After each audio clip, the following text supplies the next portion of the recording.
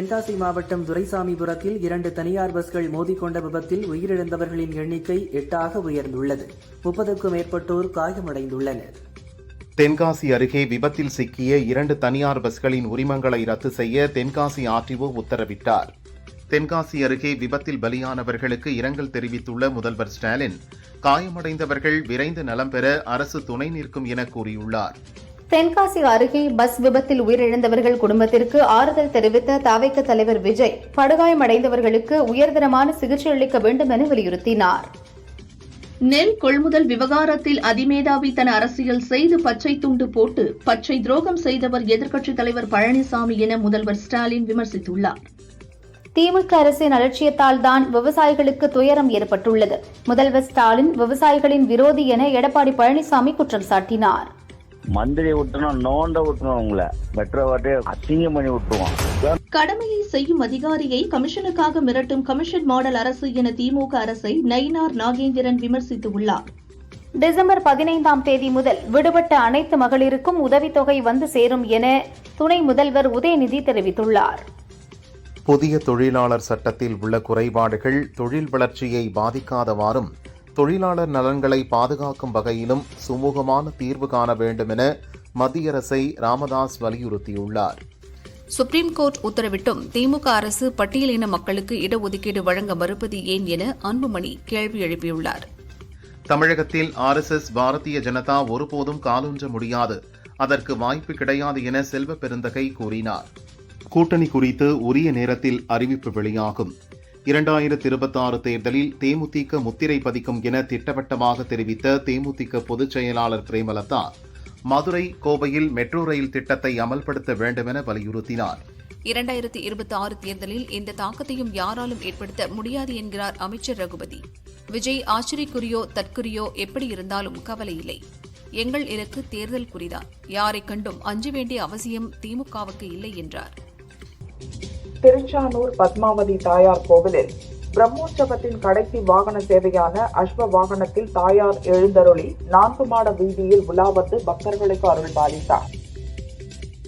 வங்கியில் கடன் வாங்கி மோசடி செய்துவிட்டு தப்பியோடிய வைர வியாபாரி மெகுல் சோக்சியின் சொத்துக்களை ஏலம் விடுவதற்கு அமலாக்கத்துறை நடவடிக்கை எடுத்துள்ளது. இதற்காக நியமிக்கப்பட்ட அதிகாரியிடம் அந்த சொத்துக்கள் ஒப்படைக்கப்பட்டுள்ளது. இந்தியாவில் ஆன்லைன் விளையாட்டுகள் தடை செய்யப்பட்டுள்ள நிலையில் அதனை நடத்தி வந்த விர்சோ மற்றும் கேம்ஸ்கிராப்ட் ஆகிய நிறுவனங்கள் வங்கியில் டெபாசிட் செய்திருந்த 523 கோடி ரூபாய் மதிப்பு டெபாசிட்களை அமலாக்கத்துறை முடக்கியுள்ளது. திருச்சி திருவானைக்காவல் ஜம்புகேஸ்வரர் கோயிலில் கார்த்திகை 2வது சோமவாரத்தை முன்னிட்டு 1008 சங்காபிஷேக பூஜை விமரிசையாக நடந்தது. மலை மாடுகளை வனப்பகுதிக்கு மேய்ச்சலுக்காக அழைத்து செல்லும் அப்பாவிகளை மற்றும் கிராம மக்களை வனத்துறையினர் துன்புறுத்தினால் அவர்கள் குடும்பமே பாதிக்கும் அளவிற்கு நடவடிக்கை எடுக்கப்படும் என தமிழக பாரதிய ஜனதா தலைவர் நயினார் நாகேந்திரன் தெரிவித்தார். காங்கிரஸ் சித்தாந்தத்தின் மீது, ஜனநாயகம், இந்திய அரசியலமைப்பு சட்டத்தின் மீது நம்பிக்கை கொண்டவர்கள் மறுசீரமைப்பு இயக்கத்தில் இணையலாம் என தமிழக காங்கிரஸ் மேலிட பார்வையாளர் விஸ்வரஞ்சன் மொஹந்தி தெரிவித்தார். அரசுக்கு எதை பற்றியும் அக்கறை கிடையாது. துணை முதல்வர் உதயநிதியை எப்படியாவது முதல்வர் ஆக்கிவிட வேண்டும் என்கிற எண்ணம் மட்டும்தான் இருக்கின்றது என தமிழக பாரதிய ஜனதா தலைவர் நயினார் நாகேந்திரன் தெரிவித்தார். திருச்சி பொன்முச்சந்தி திருமுக்தீஸ்வரர் கோவிலில் கார்த்திகை மாதம் 2வது சோமவாரத்தை முன்னிட்டு 108 சங்கு பூஜை விமரிசையாக நடந்தது. புனித சவேரியார் பேராலய ஆண்டு பெருவிழா கொடியேற்றத்துடன் கோலாகலமாக தொடங்கியது. விழாவின் சிகர நிகழ்ச்சியான புனித சவேரியாவின் சப்பரபவனி டிசம்பர் 2ஆம் தேதியும் உறுதி பூசுதல் எனும் நிகழ்வு டிசம்பர் 8ஆம் தேதியும் நடைபெறவுள்ளது. அமெரிக்க செயற்கைக்கோளை வணிக ரீதியில் அடுத்த மாதம் இஸ்ரோ விண்ணில் செலுத்த உள்ளதாக அந்த அமைப்பின் தலைவர் நாராயணன் கூறியுள்ளார்.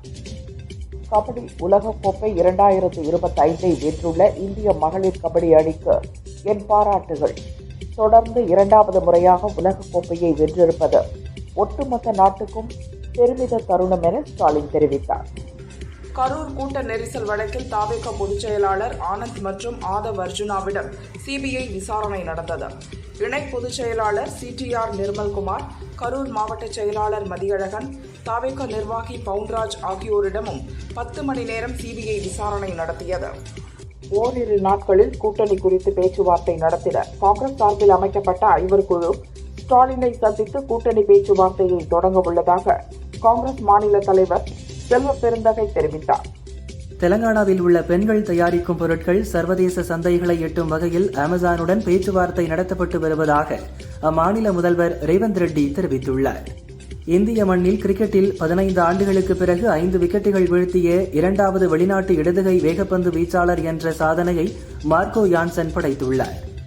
ஆஸ்திரேலியாவை தொடர்ந்து மலேசியாவிலும் 16 வயதுக்குட்பட்டவர்கள் சமூக ஊடகங்களை பயன்படுத்த தடை விதிக்க திட்டமிடப்பட்டுள்ளது.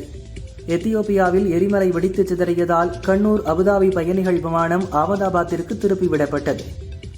பவாரியா கொள்ளையர்களால் அதிமுக எம்எல்ஏ சுதர்சன் கொலை செய்யப்பட்ட வழக்கில் 3 பேர் குற்றவாளிகள் என கோர்ட் தீர்ப்பு வழங்கியுள்ளது.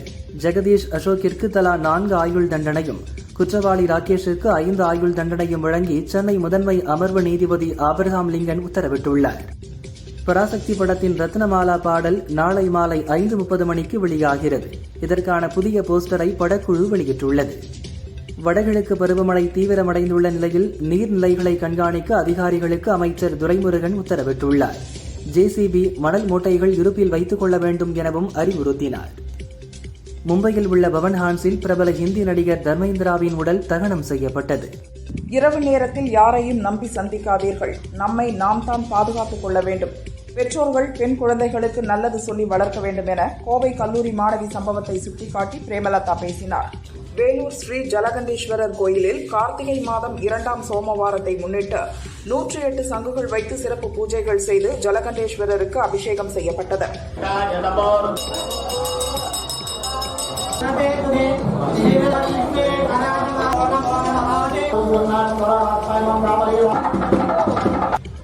திருச்சானூர் பத்மாவதி தாயார் கோயிலில் பஞ்சமி தீர்த்தத்திற்கு பக்தர்கள் அதிக அளவில் வருவார்கள் என்பதால் பக்தர்களின் பாதுகாப்பு கருதி திருப்பதி மாவட்ட காவல்துறை சார்பில் 2000 போலீசார் பாதுகாப்பு பணியில் ஈடுபடுத்தப்பட்டுள்ளனர்.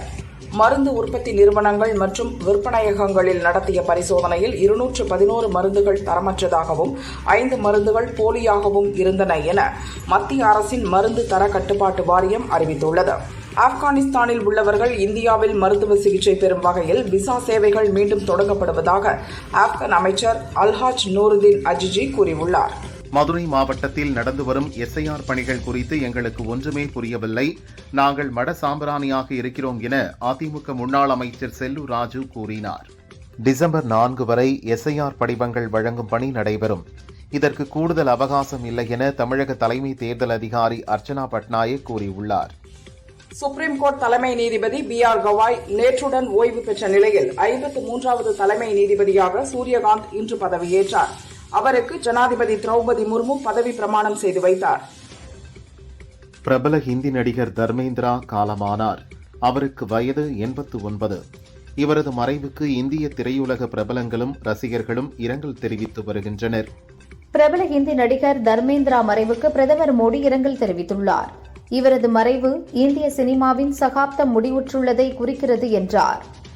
ஹிந்தி நடிகர் தர்மேந்திரா மறைவுக்கு மத்திய அமைச்சர் ராஜ்நாத் சிங், உத்தரப்பிரதேச முதல்வர் யோகி ஆதித்யநாத், காங்கிரஸ் MP ராகுல், பிரியங்கா, மல்லிகார்ஜுன கார்கே உள்ளிட்ட அரசியல் கட்சித் தலைவர்கள் இரங்கல் தெரிவித்துள்ளனர்.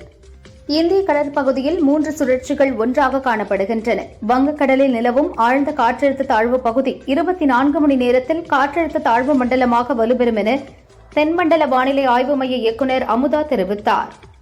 வங்கக்கடலில் குறைந்த காற்றழுத்த தாழ்வு பகுதி நாளை உருவாக வாய்ப்புள்ளதாக இந்திய வானிலை மையம் தெரிவித்துள்ளது. அடுத்த 24 மணி நேரத்தில் காற்றழுத்த தாழ்வு மண்டலமாக வலுப்பெறும் என கூறியுள்ளது. அந்தமான் கடலில் நிலவிய ஆழ்ந்த காற்றழுத்த தாழ்வு பகுதி தாழ்வு மண்டலமாக உருவாவதில் தாமதம் ஏற்பட்டுள்ளது. அடுத்த 48 மணி நேரத்தில் தெற்கு வங்கக்கடலில் புயலாக தீவிரமடைய வாய்ப்புள்ளது என வானிலை ஆய்வு மையம் தெரிவித்துள்ளது. ராமநாதபுரம், திருநெல்வேலி, கன்னியாகுமரி, தூத்துக்குடி ஆகிய 4 மாவட்டங்களில் ஓரிரு இடங்களில் கனமழைக்கு வாய்ப்புள்ளதாக வானிலை மையம் தெரிவித்துள்ளது. கனமழை காரணமாக வருகிற 29ஆம் தேதி சென்னை, திருவள்ளூர், செங்கல்பட்டு, காஞ்சிபுரம் ஆகிய மாவட்டங்களுக்கு வானிலை ஆய்வு மையம் ஆரஞ்ச் அலர்ட் விடுத்துள்ளது. அவசரமாக வாக்காளர் பட்டியல் சிறப்பு தீவிர திருத்தத்தை செயல்படுத்துவது பண மதிப்பிழப்பு மற்றும் கொரோனா ஊரடங்கை நினைவூட்டுவதாக காங்கிரஸ் தேசிய தலைவர் மல்லிகார்ஜுன கார்கே விமர்சித்துள்ளார். உத்தரப்பிரதேசத்தில் எஸ்ஐஆர் மூலம் இண்டி கூட்டணி வென்ற தொகுதிகளில் வாக்குகளை நீக்க பாஜக பகிரங்க சதியில் ஈடுபட்டுள்ளதாக சமாஜ்வாதி தலைவர் அகிலேஷ் யாதவ் கடுமையாக சாடினார். பாகிஸ்தானின் பெஷாவரில் உள்ள துணை ராணுவ படை தலைமையகத்தில் நடந்த தற்கொலைப்படை தாக்குதலில் 3 பேர் கொல்லப்பட்டனர். 2026-2027 கல்வியாண்டு முதல் படிப்படியாக பாடத்திட்டங்கள் மாற்றப்படும் என அமைச்சர் மகேஷ் தெரிவித்தார். செய்முறையாக கற்றல் எப்படி இருக்க வேண்டும், அதனை எப்படி செயல்படுத்த வேண்டும் என ஆலோசிக்கப்பட்டதாக கூறினார். எஸ்ஐஆர் பணிகளில் திமுகவினர் ஏமாந்து விடக்கூடாது. தேர்தல் பணிகளை கவனமாக மேற்கொள்ள வேண்டும் என சேலத்தில் நடந்த தேர்தல் பணிக்குழு ஒருங்கிணைப்பாளர்கள் கூட்டத்தில் அமைச்சர் ஏவ வேலு நிர்வாகிகளுக்கு அறிவுறுத்தினார். தமிழகத்தில் காங்கிரஸ் கட்சிக்கு புதிய மாவட்ட தலைவர்கள் நியமிக்கப்பட உள்ளனர். இதில் இளைஞர்கள் மற்றும் பெண்களுக்கு முக்கியத்துவம் கொடுக்கப்படும் என காங்கிரஸ் அகில இந்திய செயலாளர் சலீம் அகமது தெரிவித்துள்ளார். சமஸ்கிருத மொழியை இழிவாக பேசியதற்காக உதயநிதி பகிரங்கமாக மன்னிப்பு கேட்க வேண்டும் என பாரதிய ஜனதா மாநில செய்தி தொடர்பாளர் ANS பிரசாத் கூறினார். மொழி மத அரசியல் செய்வதை விட்டு மக்கள் நல அரசியலை செய்ய வேண்டும் என வலியுறுத்தினார். சென்னை திருவேற்காடு அருகே சுந்தர சோழபுரத்தில் நடைபெற்ற விழாவில் 377 முடிவுற்ற திட்டப் பணிகளை திறந்து வைத்த துணை முதல்வர் உதயநிதி 137.38 கோடி ரூபாய் மதிப்பிலான புதிய திட்டங்களுக்கு அடிக்கல் நாட்டினார். உயர் ரத்த அழுத்தம் காரணமாக அதிமுக முன்னாள் அமைச்சர் நத்தம் விஸ்வநாதன் சென்னை கிரீம் சாலையில் உள்ள தனியார் மருத்துவமனையில் அனுமதிக்கப்பட்டுள்ளார். தேமுதிக பொதுச் செயலாளர் பிரேமலதாவை யூடியூபில் அவதூறாக பேசிய கரூர் யூடியூபர் அனிதா என்பவர் மீது சட்டப்படி நடவடிக்கை எடுக்க கோரி தேமுதிக வழக்கறிஞர் கார்த்திகேயன் கரூர் சைபர் கிரைம் போலீசில் புகார் அளித்துள்ளார். சென்னை ஹைதராபாத் இடையே 780 கிலோமீட்டர் தொலைவுக்கு புல்லட் ரயில் வழித்தடம் அமைக்கும் திட்ட அறிக்கையை மத்திய தெற்கு ரயில்வே தமிழக அரசிடம் சமர்ப்பித்தது. ராமநாதபுரம், காரைக்குடி, மானாமதுரை கட்சி நிர்வாகிகளுடன் உடன்பிறப்பே வா என்ற தலைப்பில் சென்னை அண்ணா அறிவாலயத்தில் முதல்வர் ஸ்டாலின் ஆலோசனை நடத்தினார். எஸ்ஐஆர் கணக்கெடுப்பு படிவம் பதிவேற்றப்பட்ட வாக்காளர்களின் விவரங்கள் இந்திய தேர்தல் ஆணையத்தின் இணையதளத்தில் வெளியிடப்பட்டுள்ளன. திமுக கூட்டணியில் 39 சட்டசபை தொகுதிகளை கேட்பது குறித்து தமிழக காங்கிரஸ் முன்னணி தலைவர்கள் ஆலோசித்துள்ளனர். தமிழகத்தில் இன்று ஓரிரு இடங்களில் 12 முதல் 20 சென்டிமீட்டர் வரை மழை பெய்ய வாய்ப்புள்ளதால் இந்திய வானிலை ஆய்வு மையம் ஆரஞ்ச் அலர்ட் விடுத்துள்ளது. அடுத்த 10 வருடங்களுக்கு மாணவர்கள் திறம்பட படிக்கவும் நாட்டிற்கு சேவை செய்யவும் உதவும் வகையில் பாடப்புத்தகங்கள் வடிவமைக்கப்பட வேண்டும் என இஸ்ரோ தலைவர் நாராயணன் தெரிவித்தார். 2047 ஆண்டுக்குள் நமது நாடு வளர்ந்த நாடாக மாற வேண்டும் என்றார். காலாவதியான இட்லி மாவு விற்ற விவகாரத்தில் ஆன்லைன் வர்த்தக நிறுவனமான பிளிங்கிட்டிற்கு 2000 ரூபாய் அபராதம் விதித்து தமிழக உணவு பாதுகாப்புத்துறை உத்தரவிட்டுள்ளது. 15 நாட்களுக்குள் விளக்கம் அளிக்க நோட்டீஸ் அனுப்பியுள்ளது. சபரிமலையில் பாதுகாப்பை மேலும் மேம்படுத்த 450 சிசிடிவி கேமராக்களை திருவிதாங்கூர் தேவசம் போர்டு போலீசுடன் இணைந்து பொருத்தியுள்ளது. பார்லிமென்ட் குளிர்கால கூட்டத்தொடரில் சண்டிகரில் ஜனாதிபதி நேரடியாக சட்டமியற்ற அதிகாரம் அளிக்கும் மசோதாவை தாக்கல் செய்ய மத்திய அரசு திட்டமிட்டது. எதிர்க்கட்சிகளின் கடும் எதிர்ப்பால் இந்த மசோதா கொண்டுவரப்படாது என மத்திய அரசு தெரிவித்துள்ளது. பீகாரில் மேற்கொள்ளப்பட்ட எஸ்ஐஆர் பணியின் போது வாக்காளர் பட்டியலில் நாய், பூனை போன்ற விலங்குகளின் படங்கள் வைக்கப்பட்டிருந்தது. இந்நிலையில் அசாமில் எஸ்ஐஆர் பட்டியலில் மனிதர்கள் அல்லாத படங்களை அகற்றுமாறு தேர்தல் ஆணையம் உத்தரவிட்டுள்ளது. பெற்றோரை பராமரிப்பது நிபந்தனையற்ற சட்ட கடமை என மும்பை ஹைகோர்ட் தீர்ப்பளித்துள்ளது. அவர்களிடமிருந்து சொத்துக்களை பெறுவதும் வயது முதிர்ந்த அல்லது உடல்நலம் பாதித்த பெற்றோரை பராமரிக்க மறுப்பதும் அரசியல் அமைப்பின் அடிப்படையையே தகர்ப்பதாகும் என்றும் தெரிவித்தது. இந்திய தலைமை நீதிபதியாக பதவியேற்றுள்ள சூரியகாந்துக்கு பிரதமர் மோடி வாழ்த்து தெரிவித்துள்ளார். அவரது பணிக்காலம் சிறக்க வாழ்த்துக்கள் என கூறியுள்ளார். தமிழக தலைமை தேர்தல் அதிகாரி அர்ச்சனா பட்நாயக்குடன் இந்திய தேர்தல் ஆணைய அதிகாரிகள் ஆலோசனை நடத்தினர். ஸ்மிருதி மந்தனாவின் தந்தையை தொடர்ந்து அவரை திருமணம் செய்ய இருந்த பாலிவுட் இசையமைப்பாளர் பலாஷ் முச்சலும் உடல்நலக் குறைவால் மருத்துவமனையில் அட்மிட் செய்யப்பட்டுள்ளார். பலாஷ் மன அழுத்தத்தில் இருப்பதாக அவரது தாயார் தெரிவித்துள்ளார். சபரிமலை தங்கம் திருட்டு வழக்கு தொடர்பாக பிரபல நடிகர் ஜெயராமிடம் விசாரணை நடத்த சிறப்பு புலனாய்வு குழு தீர்மானித்துள்ளது. ஜெயராம் உள்ளிட்ட பல்வேறு செல்வந்தர்களின் வீடுகளுக்கு தங்கத் தகடுகளை கொண்டு சென்று பூஜை நடத்தியது விசாரணையில் தெரியவந்துள்ளது. கர்நாடக முதல்வர் சித்தராமையா பதவியை ராஜினாமா செய்வார் என்றும் துணை முதல்வர் DK சிவகுமார் அடுத்த முதல்வராக பதவியேற்பார் என பரபரப்பாக பேசப்படும் நிலையில் முதல்வர் பதவிக்கான போட்டியில் நானும் இருக்கிறேன் என உள்துறை அமைச்சர் டாக்டர் G. பரமேஸ்வர் போர்க்கொடி தூக்கியுள்ளார். காசி தமிழ்ச் சங்கமத்தின் 4வது நிகழ்ச்சி டிசம்பர் மாதம் 2ஆம் தேதி துவங்கும் என மத்திய கல்வி அமைச்சகம் அறிவித்துள்ளது. தேவையான ஆவணங்களை உள்ளூர் மொழி உட்பட மும்மொழிகளில் வெளியிட வேண்டும் என்ற ரிசர்வ் வங்கியின் சுற்றறிக்கையை கடைபிடிப்பது தொடர்பாக அனைத்து வங்கிகளும் அறிக்கை தாக்கல் செய்ய கொல்கத்தா ஹைகோர்ட் உத்தரவிட்டுள்ளது. கர்நாடக முதல்வராக டி.கே. சிவக்குமார் நியமிக்கப்பட வேண்டுமென மைசூரு சாமுண்டி மலை கோயிலில் ஐயப்ப பக்தர்கள் சிறப்பு பூஜை செய்து வழிபாடு நடத்தினர். தென்னாப்பிரிக்காவில் G20 மாநாட்டை முடித்துவிட்டு பிரதமர் மோடி டெல்லி திரும்பினார். வெற்றிகரமான G20 மாநாடு நிலையான வளர்ச்சியை உருவாக்கும் என நாடு திரும்பியவுடன் மோடி தெரிவித்துள்ளார். ஆபரேஷன் சிந்தூர் நடவடிக்கையின் போது ரஃபேல் போர் விமானம் சுட்டு வீழ்த்தப்பட்டதாக பாகிஸ்தான் டிவி வெளியிட்ட செய்தி உண்மைக்கு புறம்பானது என பிரான்ஸ் கடற்படை தெரிவித்துள்ளது. அயோத்தி ராமர் கோயிலில் துவஜாரோகணம் எனும் கொடியேற்றம் நாளை கோலாகலமாக நடைபெறவுள்ளது.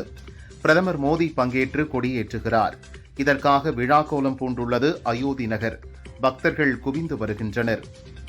சீதாவின் பிறந்த இடமாக கருதப்படும் நேபாளம் ஜனக்பூரில் நாளை விவா பஞ்சமி விழா சிறப்பாக நடைபெறவுள்ளது. இதற்காக குஜராத்திலிருந்து 111 மீட்டர் பிரம்மாண்ட சேலை சீதா தேவிக்கு சமர்ப்பிக்கப்பட்டது. திருச்சானூர் பத்மாவதி தாயார் கோயிலின் பிரம்மோற்சவம் கடந்த 17ஆம் தேதி கொடியேற்றத்துடன் தொடங்கியது. பிரம்மோற்சவத்தின் 8வது நாளான இன்று மகாரதத்தில் சுவாமி எழுந்தருளி பக்தர்களுக்கு அருள் பாலித்தார். பக்தர்கள் திரளாக கலந்து கொண்டு தேரினை வடம் பிடித்து இழுத்து சென்றனர். திருவண்ணாமலை அருணாச்சலேஸ்வரர் கோவிலில் தீபத் திருவிழா கொடியேற்றத்துடன் துவங்கியது. டிசம்பர் 3ஆம் தேதி 2668 அடி உயர மலை உச்சியில் மகா தீபம் ஏற்றப்பட உள்ளது. அதிமுக முன்னாள் எம்எல்ஏ சுதர்சனம் சுட்டுக் கொல்லப்பட்ட வழக்கில் பவாரியா கொள்ளையர்கள் 3 பேருக்கு ஆயுள் தண்டனை விதித்து சென்னை மாவட்ட கூடுதல் அமர்வு நீதிமன்றம் தீர்ப்பு வழங்கியுள்ளது. காற்றழுத்த தாழ்வு பகுதி காரணமாக கடலில் 45 முதல் 65 கிலோமீட்டர் வேகத்தில் காற்று வீசும் என்பதால் புதுச்சேரி மீனவர்கள் இன்று முதல் மறு அறிவிப்பு வரும் வரை கடலுக்கு மீன்பிடிக்க செல்ல மீன்வளத்துறை தடை விதித்துள்ளது. தென்காசி பஸ் விபத்தில் உயிரிழந்தோரின் குடும்பங்களுக்கு தலா 3 லட்சம் ரூபாயும் காயமடைந்தவர்களுக்கு தலா 50,000 ரூபாயும் நிதியுதவி வழங்கப்படும் என முதல்வர் ஸ்டாலின் அறிவித்துள்ளார். சென்னை ராஜ்பவனில் நடைபெற்ற 17வது பழங்குடி இளைஞர் பரிமாற்ற திட்ட தொடக்க விழாவில் பழங்குடியினர்களுடன் கவர்னர் ரவி நடனமாடினார். வடகிழக்கு பருவமழை மிக தீவிரமாக உள்ள நிலையில் குமரி கடல் பகுதியில் நிலவும் சுழற்சியால் தான் தமிழகத்திற்கு அதிக மழை கிடைக்கும் என வானிலை ஆய்வு மைய தென்மண்டல தலைவர் அமுதா தெரிவித்தார். சபரிமலையில் கடந்த 8 நாட்களில் தரிசனம் செய்த பக்தர்கள் எண்ணிக்கை 7 லட்சத்தை தாண்டியுள்ளது. பலத்த மழையிலும் பக்தர்கள் தொடர்ந்து குவிந்து வரும் நிலையில் ஸ்பாட் புக்கிங் தரிசனத்திற்கு முன்பதிவு செய்யும் பக்தர்கள் எண்ணிக்கை அதிகரித்து வருகிறது. கள்ளக்குறிச்சி மாவட்டத்தில் உள்ள கல்வராயன் மலையில் தொடர்ந்து பெய்து வரும் கனமழை காரணமாக பெரியார் நீர்வீழ்ச்சியில் தண்ணீர் ஆர்ப்பரித்து கொட்டுகிறது. சென்னை, திருவள்ளூர், காஞ்சிபுரம், செங்கல்பட்டு, விழுப்புரம், கடலூர், மயிலாடுதுறை ஆகிய 7 மாவட்டங்கள் மற்றும் புதுச்சேரியில் வரும் 29ஆம் தேதி மிக கனமழைக்கு வாய்ப்புள்ளதாக சென்னை வானிலை மையம் தெரிவித்துள்ளது. சென்னையிலிருந்து லண்டன் புறப்பட்ட பிரிட்டிஷ் ஏர்வேஸ் பயணிகள் விமானத்தில் தொழில்நுட்ப கோளாறு ஏற்பட்டது. வானில் பறப்பதற்கு முன்னதாகவே தொழில்நுட்ப கோளாறு கண்டுபிடிக்கப்பட்டதால் விபத்து தவிர்க்கப்பட்டது. தென்காசியில் நடந்த பஸ் விபத்தில் காயமடைந்தவர்களை புதிய தமிழகம் கட்சித் தலைவர் கிருஷ்ணசாமி சந்தித்து ஆறுதல் கூறினார். தென்காசி அரசு ஹாஸ்பிட்டலில் காயமடைந்தவர்களிடம் ஸ்கேன் எடுக்க 500 ரூபாய் வசூலித்ததாக குற்றம் சாட்டினார். தமிழகத்தில் இதுவரை 50% SIR படிவங்கள் பூர்த்தி செய்யப்பட்டு திரும்ப பெறப்பட்டுள்ளன. தமிழகத்தில் வசிக்கும் வெளிமாநிலத்தவர் 869 பேர் இங்கு வாக்களிக்க விண்ணப்பித்துள்ளனர் என தமிழக தலைமை தேர்தல் அதிகாரி அர்ச்சனா பட்நாயக் தெரிவித்தார். நாகூர் ஆண்டவர் கந்தூரி திருவிழாவை முன்னிட்டு டிசம்பர் 1ஆம் தேதி நாகை மாவட்டத்திற்கு உள்ளூர் விடுமுறை அளித்து மாவட்ட நிர்வாகம் உத்தரவிட்டுள்ளது. கனமழை காரணமாக சேலம் மாவட்டம் ஆனைவாரி அருவியில் தண்ணீர் ஆர்ப்பரித்து கொட்டுவதால் சுற்றுலா பயணிகள் குளிக்க வனத்துறை தடை விதித்துள்ளது. நாகை மாவட்டத்தில் 27 மீனவ கிராம மீனவர்கள் இன்று கடலுக்கு மீன்பிடிக்க செல்லவில்லை.